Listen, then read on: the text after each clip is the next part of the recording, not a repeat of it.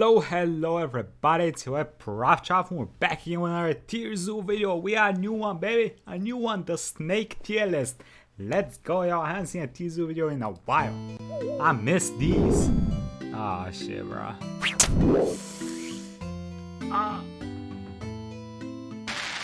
No poison damage? Okay. Lucky motherfucker. Snakes are one of the most feared classes in the game, with a number of powerful builds and a vast array of uniquely lethal abilities. Bro, he's spitting! Powerful builds and a vast array of uniquely lethal abilities. Damn, I kind of wish I could do that. That's kind However, of cool. some of these strategies have clearly been more successful than others. So in this video, which was sponsored by Curiosity Stream, we'll be going over the snake tier list Okay. to see which builds rank highest. Spoilers? But before we get into looking at specific snake builds, let's do an overview of the basic attributes and special abilities the snake What the hell y'all doing? faction has access to, as well as a quick rundown of the history of the snake faction. Ugh.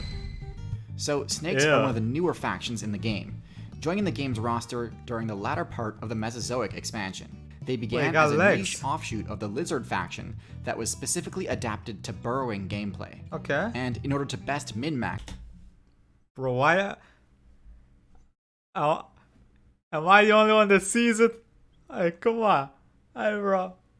Okay. For the most efficient Shit, burrowing, this player base hentais, eventually opted to completely drop the legs attribute. This ended up being a far more successful gambit than anyone could have anticipated, as it not only granted these lizards better burrowing ability, but also opened up a bunch of other strategies to them.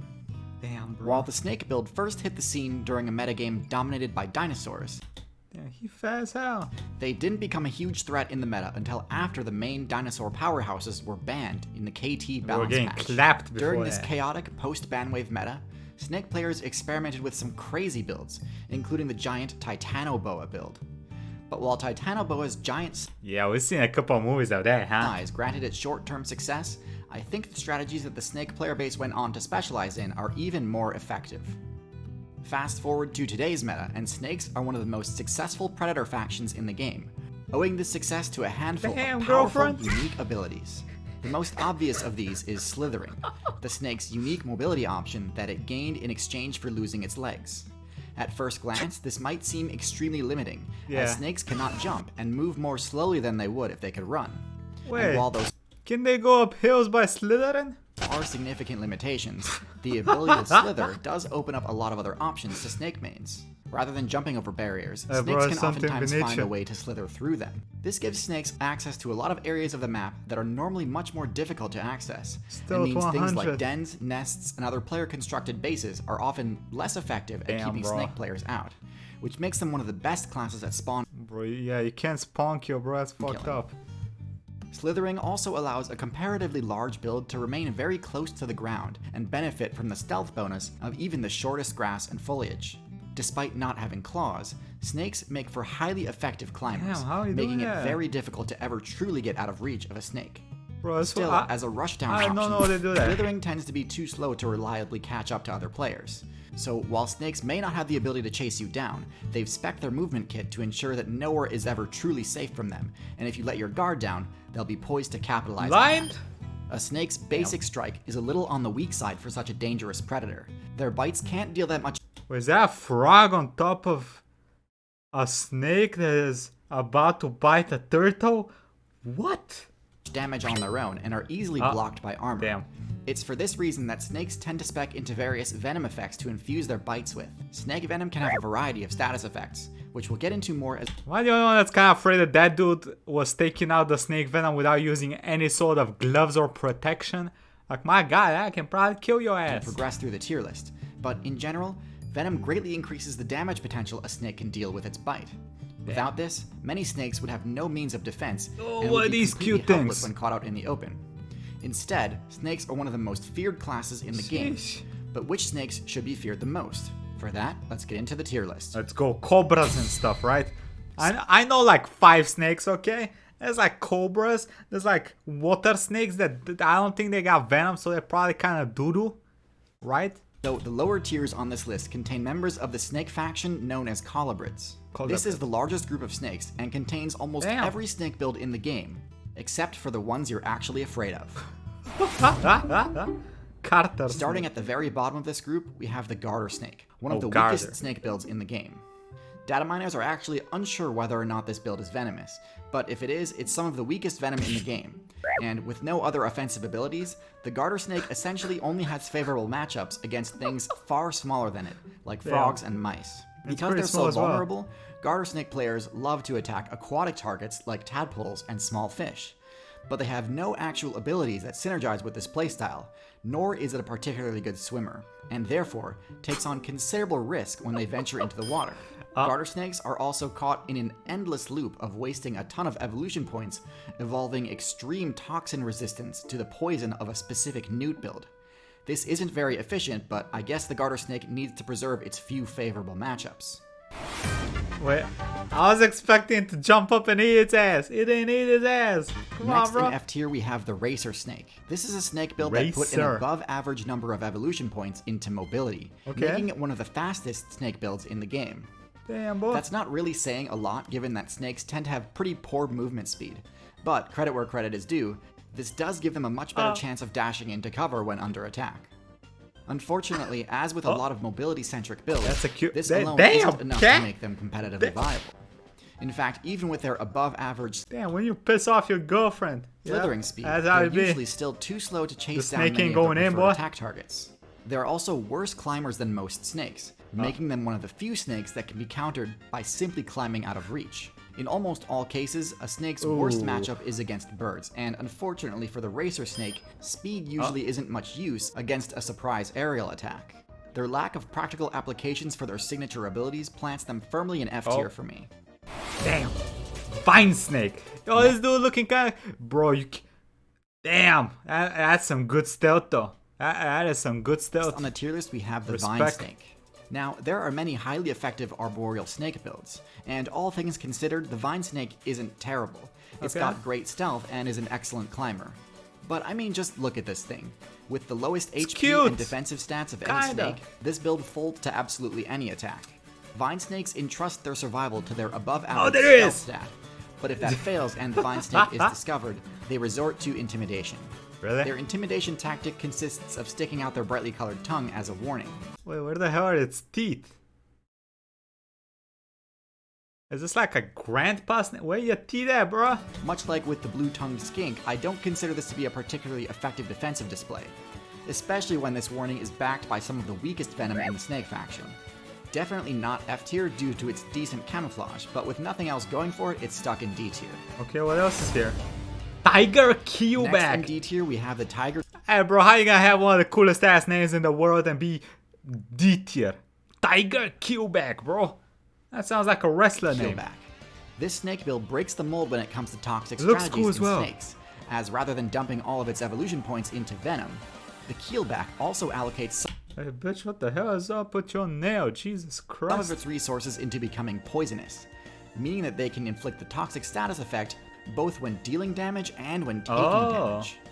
This extra defensive ability definitely raises the keelback's ranking compared to most colobrid snakes. However, overall, it's still not that great. Both their venom and their poison aren't all that potent, and it's possible that going all in on one of these strategies might have been the better play in the long run. Still, the keelback strategy does mitigate one of the colobrid faction's main weaknesses, though, which is that they have a hard time using their venom defensively. The animation is dope. Many colobrids, including the vine snake and keelback, are venomous. This is useful because, I mean, how else would a snake barely thicker than a piece of spaghetti deal any damage, right? The problem is, colobrids lack the efficient venom delivery abilities found in the more dangerous snake builds. Their fangs are located at the back of their mouths, and these fangs don't actually inject venom.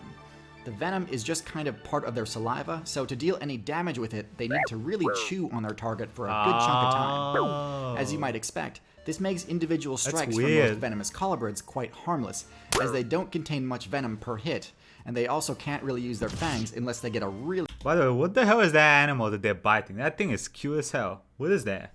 solid bite in. So the keelback's poison does sort of cover for this weakness, which is great, and for that it gets to the top of D tier. However, a defensive poison is by no means the only way to mitigate the drawbacks of having rear fangs, as we'll see as we move out of the low tier and into mid tier. Boom slang! At the bottom of C tier, bro, why do all these snakes got some dope ass names? Boom slang! we have the Boom Slang, Let's the most go! venomous snake build from the colobrid faction.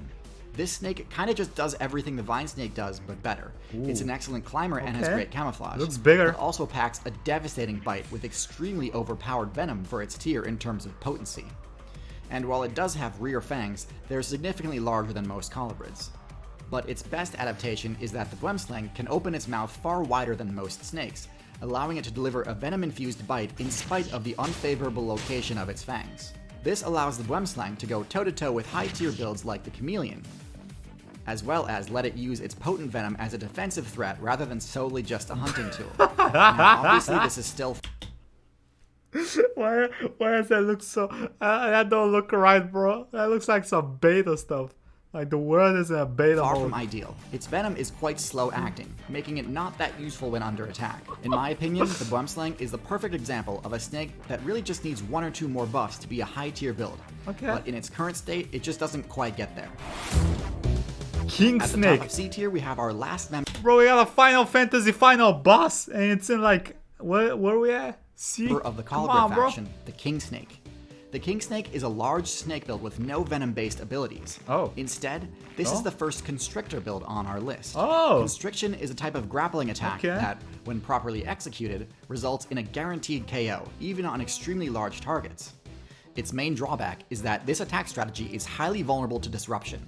A Constrictor player has to be able to survive all counterattacks from its target while attempting to restrain it. So with that said, you'd think it'd be very... Bro, imagine just chilling in your cave and you just feel some motherfucker licking your back, and then start strangling your very ass. difficult to use this technique against a venomous snake, right? Wait, snakes are so flexible that it's very difficult to grapple them without giving them an easy opportunity to bite back. Oh my god, that's where the King Snake's second ability, venom resistance, comes in. The ability to ignore all damage from a snake's venom makes the King Snake's matchup against other snakes horribly one-sided. Just for good measure, King Snakes have high enough accuracy on their attacks that they tend to go for the head, which negates a snake's counterattack potential even further. This is about where the King Snake's supremacy ends though, as the rest of its matchups are pretty standard for a snake, and with no venom of its own, it doesn't pose much of a threat to players it can't reliably immobilize in its coils. Luckily, there's a pretty simple change a Constrictor build can make in order to increase the effectiveness of its constriction. Which is? Size. Ah, fair enough. B tier, baby, let's go! Pythons are the poster children for this type of strategy, being the only snake builds that can be properly classified as tanks. While technically these are 2 different factions, they are functionally extremely similar and both contain specific examples of highly effective tanky snakes. Heaviest snake and the long... It's still swimming better than me. Jesus Christ. Although boas and pythons have no venom, their large teeth and incredibly high physical stats make them more than a match for just about any player that challenges them directly.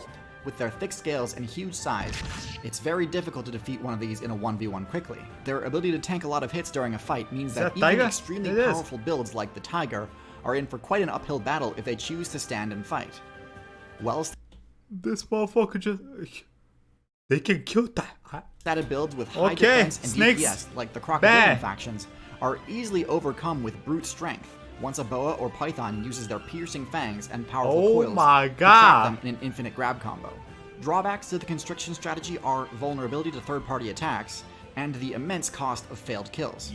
While many constrictors have the size required to challenge other large he just fucking took it. builds, going after too powerful a target can expend a disproportionate amount of HP compared to other snakes. As large builds are often more conspicuous, the most successful Constrictor players will make good use of the camouflage ability. Anaconda. Wait, the Anaconda is B tier? Isn't this like the poster child of, it's an Anaconda, kill your ass? Out of the boa faction, the most powerful build is without a doubt the Anaconda. These are among the heaviest of any snake and by far the tankiest, with an HP stat that renders most physical attacks almost negligible. While it's as smart as me, stupid motherfucker. Are significantly less viable on land due to their greatly reduced speed on terrestrial maps. Their mobility, stealth, and camouflage bonuses in the aquatic meta make them nearly unbeatable in that biome. Anacondas are capable of serious speed when their buoyancy abilities can counteract the limitations. How does it work underwater? It just holds its breath for a long amount of time, or it just can somehow breathe? What is that? Limitations of their enormous size, making nearly any unsuspecting player who enters the water an easy target. Their eyes and noses are oriented towards the top of their faces, allowing them to expend minimal energy while camouflaged in aquatic vegetation, waiting for the perfect opportunity to carry out an ambush attack. Despite their formidable base stats and proficiency in highly specialized forms of gameplay, the fact that anacondas are only truly viable in aquatic environments limits their utility and places them squarely in B tier. Who's winning?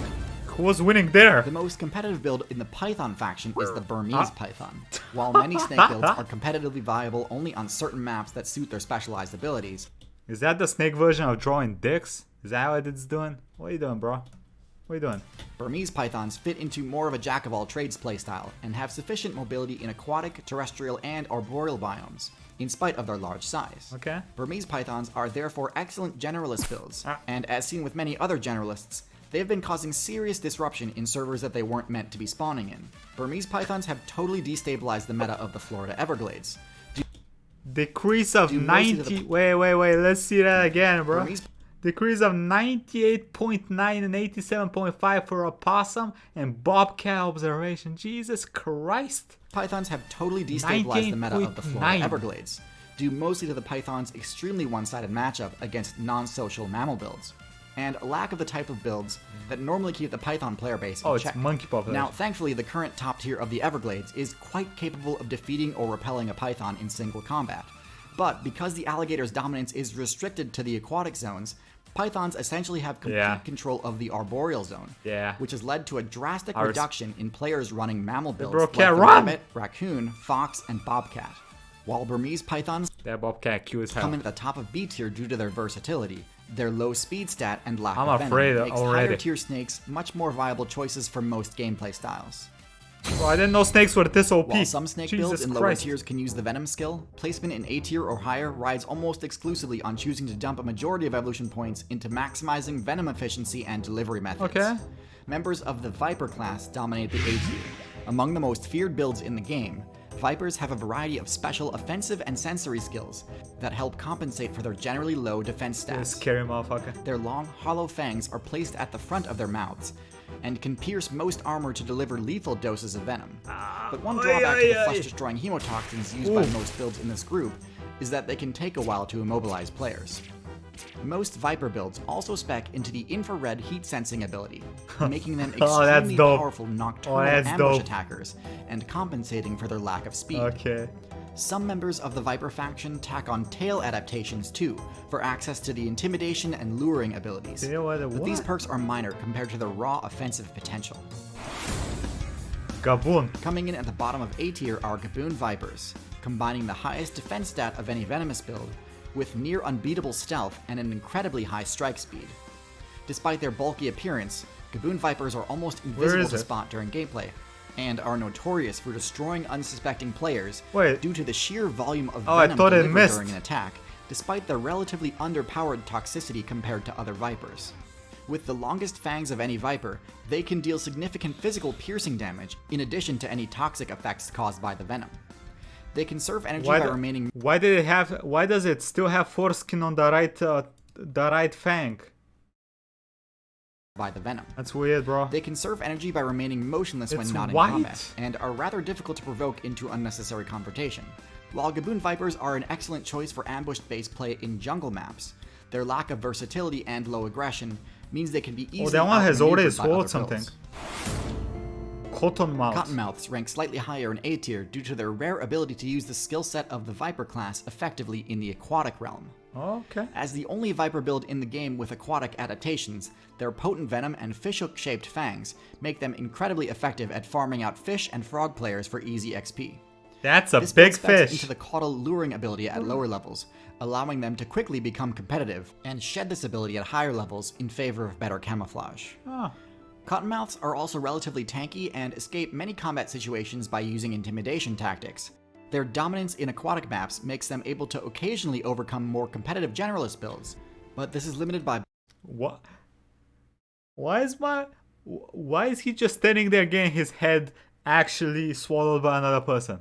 Not in a sexual way. I'm a little confused by what's happening in some of these videos. Biome and therefore not useful. Okay, that motherfucker's dead, obviously. That's why he's doing it. A rattlesnake. Rounding out A tier is the rattlesnake. That's some WWF shit. For desert and forest biomes, these snakes combine a variety of overpowered special abilities with well-allocated base stats. Rattlesnakes are highly capable builds for ambush-based stealth play due to their ability to create thermal maps of other players in low visibility situations, which makes them one of the most effective counters for mammal players with the night vision ability. Instead of risking health by grappling with other players, rattlesnakes deliver a lethal amount of venom in one quick strike, and then use their prey tracking ability to find them after they've succumbed to toxic status effects. One major advantage for rattlesnake players is the highly effective rattle intimidation technique, which allows them to scare off more powerful challengers without wasting venom or risking serious damage. While rattlesnakes sit at the top of They put out the darkest dungeon thing. A tier due to their relatively well-rounded stats among members of the Viper class. What the hell is an all S tier? Viper builds are still classified as glass cannons and tend to lose out against opponents with quicker acting venom, superior speed, or high enough HP to tank their attacks. Snake builds placing an S tier overcome the weaknesses of other venom users. The spit guy is gonna be an S tier. By maxing out mobility Cobra stats kills and white employing a target variety of highly effective venom delivery in a techniques. zoo? The most competitively viable snakes spec into heavily neurotoxic venom, granting them the ability to inflict toxic damage and status effects far more quickly than lower tier venom users. While these buffs come at the cost of base defense, S tier snakes are only really weak to the rare few players with venom resistance or effective bite evasion skills. It's winning! I thought that rat was about to get swallowed whole. He's winning! What? Coming up first in S tier is the Cobra build. With impressive base speed, these snakes can actively chase down other players rather than having to solely rely on an ambush strategy. Variants of the Cobra build can spec. For somebody like me that cannot tell one snake apart from the other, seeing a repeat video gets me very confused. I gotta be honest with you. Wait, let me fix my camera. God damn it, son. Fuck off. Okay, we're back. Back into moderate aquatic and climbing proficiency, allowing for particularly well-rounded gameplay. How do they climb? Their fast-acting venom is mostly neurotoxic, but can have mixed toxic effects that melt through flesh and maximize the amount of pain inflicted.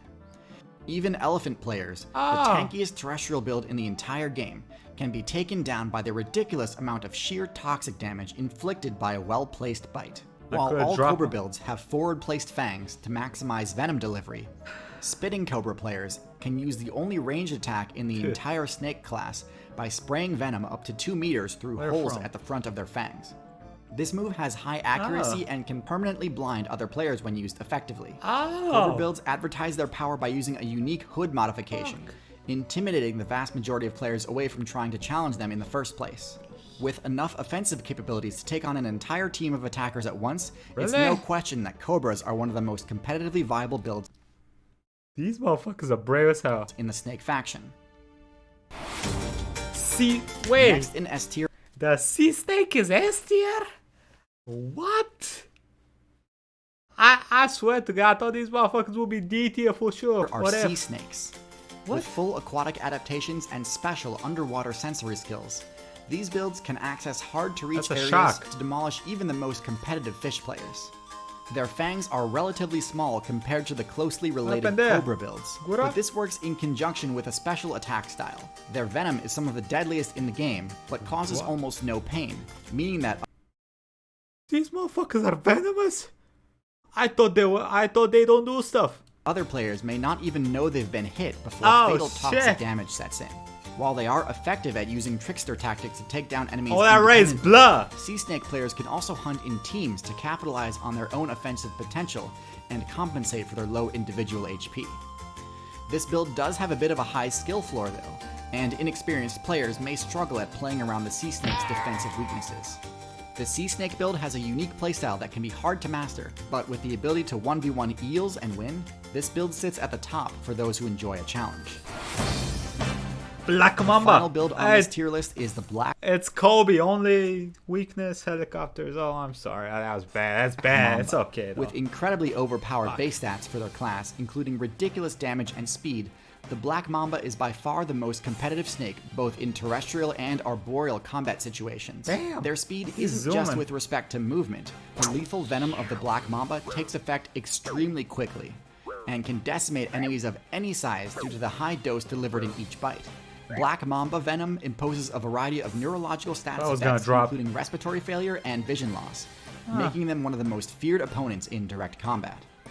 Mamba builds have an extremely aggressive and fast-paced playstyle that leaves little room. Is that how the Black Mamba actually looks like? What? Hey bro, if you're gonna be an extremely venomous, scary ass motherfucking snake, at least have like a red stripe or something. Let me differentiate your ass. I don't want to be near you. For counterplay. God damn it. Especially considering that their HP and defense stats are among the highest of any venom users due to their large size. What are they doing? While they don't have any unique moves to speak of, Black Mambas dominate by using strategies common among snake players, and do so to an exceptionally effective degree. Topping the charts with the highest DPS potential of any snake, and respectable defensive skills to boot, please don't buy it. Black Mamba is the undisputed ruler of snake builds. Oh shit. Snakes are by no means meta-defining, but it's still worth knowing how they stack up against each other and what their main strengths and weaknesses are. There's a lot more to snakes than just their general combat abilities though. How do snakes deal with cold damage?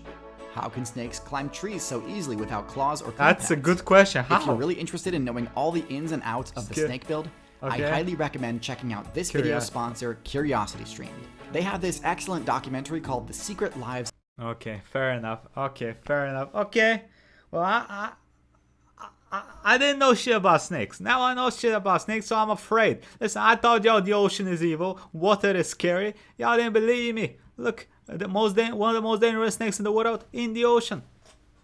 Sheesh. Anyway, this was good. I missed TierZoo. Oh, well, see you in like 6 months when another TierZoo video comes out, I guess. Anyway, if you want to see more of my reactions to TierZoo, back when I still did that, because now I just gotta wait for new ones. Fuck. Check out the playlist right here. Quick thank you to our YouTubers and Patrons. Thank you all for the support and have a nice day, everybody. Bye bye.